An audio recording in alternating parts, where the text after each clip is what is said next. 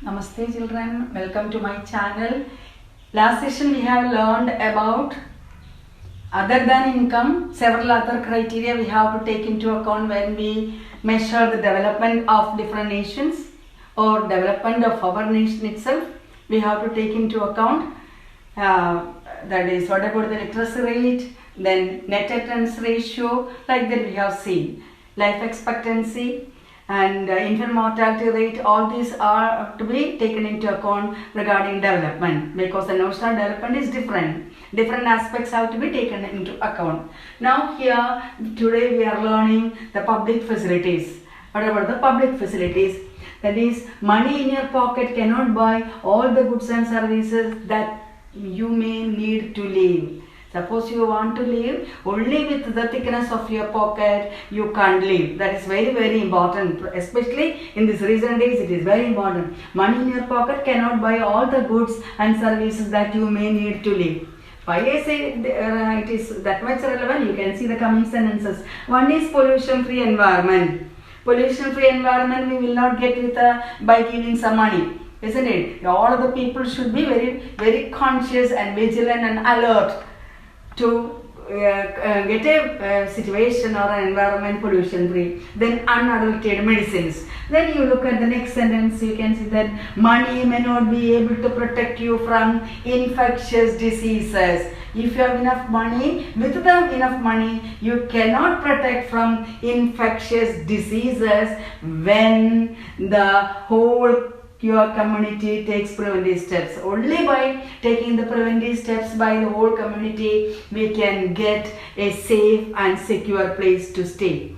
So coming to the or connected to the present situation, this textbook line is very important. That is, money may not be able to protect you from infectious diseases unless the whole of your community takes preventive steps.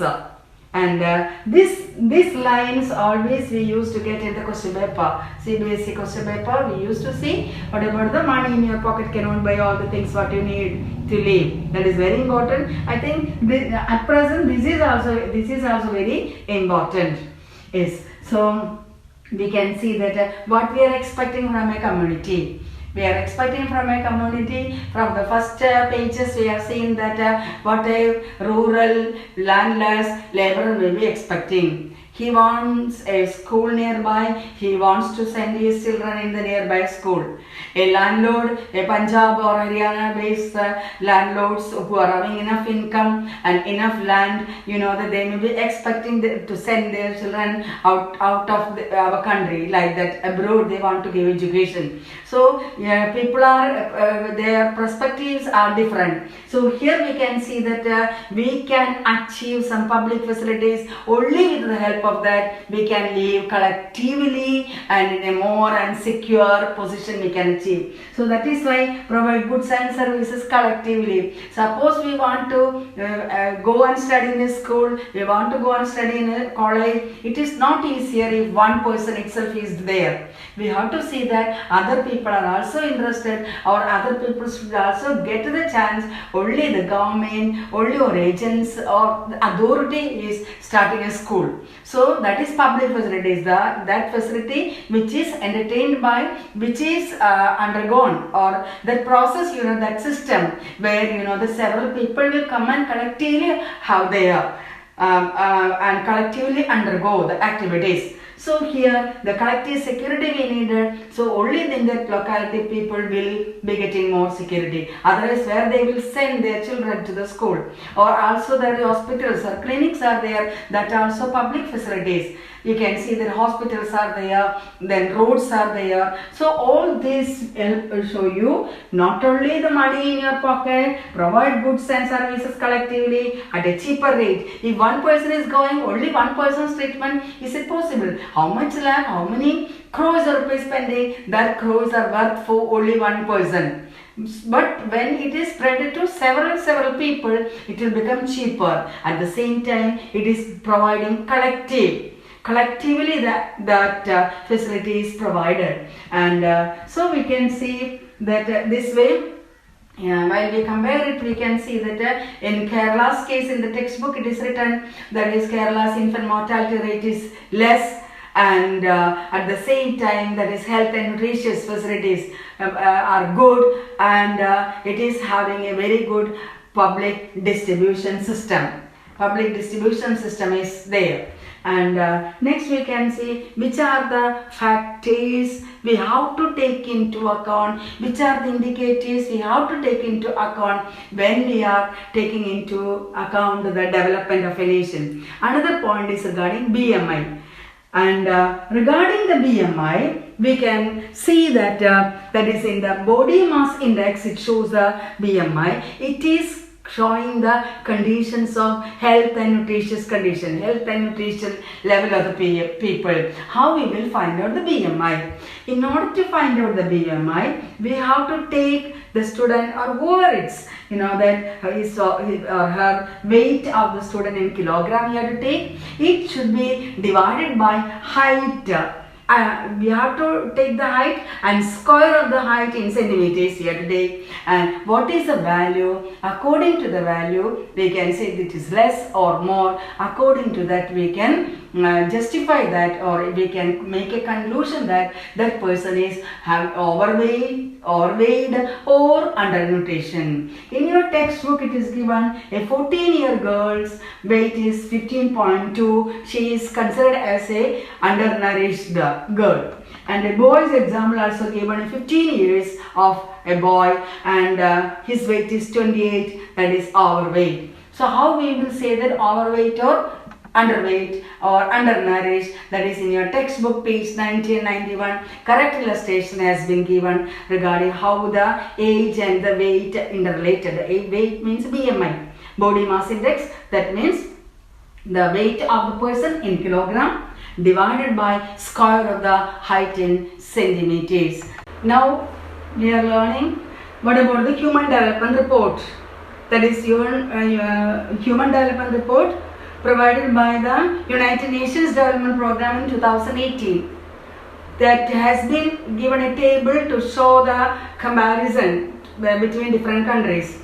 From those examples, I have taken two examples with India and Sri Lanka. What about India's case with the per capita income? That is gross national income by per capita income. That is 6,353 rupees.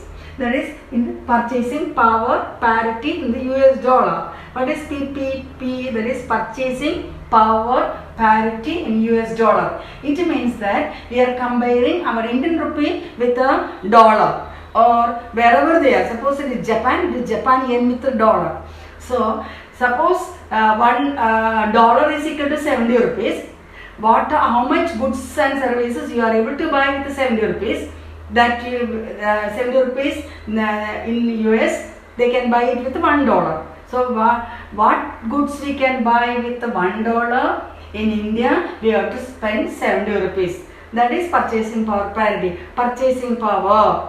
When price of a commodity decreases, with our income more goods we can buy. That is example. So purchasing power 6353, and life expectancy of India is 68.8, not percentage. Age 68 years 8 months. That is 68.8 years. Then mean years of schooling up to 25 years. That is 6.4 years. And our HDI marking is 130.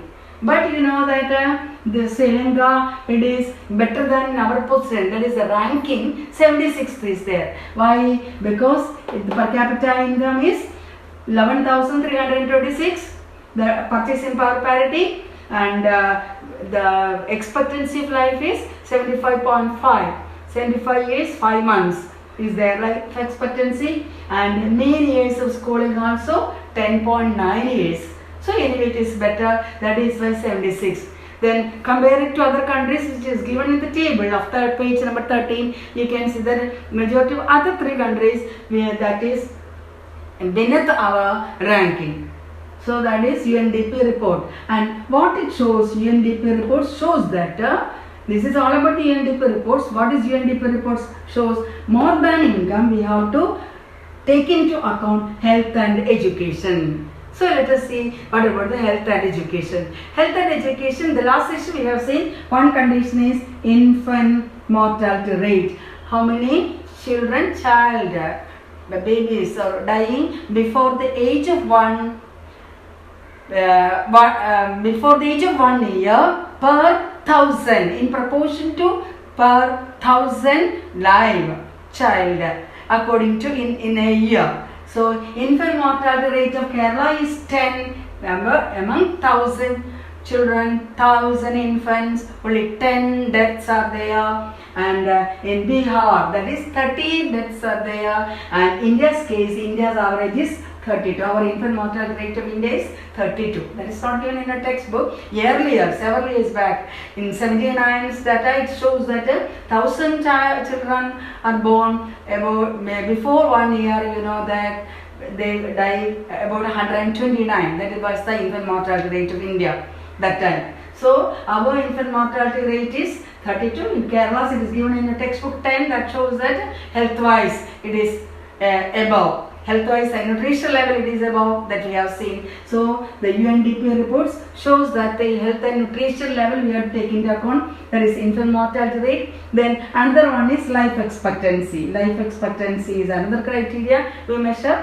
Then health is concerned body mass index. This you have to coordinate. Then only the textbook here and there it is given. So you understood. Health is concerned infant mortality rate, life expectancy and BMI. All these are relevant. Then regarding education is concerned, we can see that what about the literacy rate. In your textbook, Uttar Pradesh example is given, and literacy rate is concerned, and the net attendance ratio. How many children are joining in schools, and at last how many of them are in the schools to write the board exam, like that. So you know that most often dropouts are there. There should not be dropouts. The children should learn continuously. They should learn and they should attain the goals. That is very important. So you can see that here education level, literacy level, that is net attendance ratio. These are the indicators regarding education, and income of course is another important area. So all these together we can see that in order to see a country is developed or not, these are the important indicators we have to go through. Then one more topic is given in a textbook, that is sustainable development. What is sustainable development? Whatever we are using present, you know that we have to keep something for the future generation also. So we should utilize the resources for the present generation and for the future generation. How we have to utilize the resources in an eco-friendly manner. So one thing is utilization. That is our last topic. Of this chapter, utilization resources for the present generation as well as for the future generation. In which way we have to utilize it? Eco-friendly manner. This sustainable development. This is sustainable development. It is very important. Not only in SS you will get these questions, you will get in the science paper also. So utilization of resources for the present as well as future generation in an eco-friendly manner is known as sustainable development. Then after this we will go through page wise once more. We will go through the textbook lines. Children, I hope you understood. Thank you.